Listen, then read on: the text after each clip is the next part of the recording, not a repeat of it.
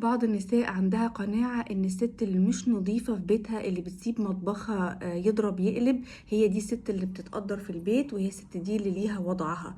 ويحطوا صور كده، انتشر من كام أسبوع كده صور نازلة على السوشيال ميديا، مطبخ سيء جدا جدا جدا، ويقولوا الست صاحبة المطبخ دي هي دي اللي بتتقدر وبتتشال على الراس.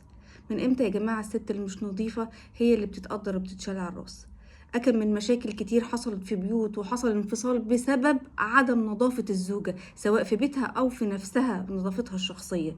وبعدين في حد يكون مش ماشي على السنة وضد السنة؟ الرسول صلى الله عليه وسلم قال: نظفوا آنيتكم ولا تتشبهوا باليهود. نقول هو ده اللي بيتقدر؟ ازاي؟ ازاي ضد السنة وضد فطرتنا يبقوا هم دول اللي هيتقدروا وهم دول اللي هيتشالوا على الراس؟ الرسول صلى الله عليه وسلم أمرنا ان احنا ننظف بيوتنا وآنيتنا ومش نتشبه باليهود على الإطلاق. فبلاش ان انتي تفكري في حاجة زي كده.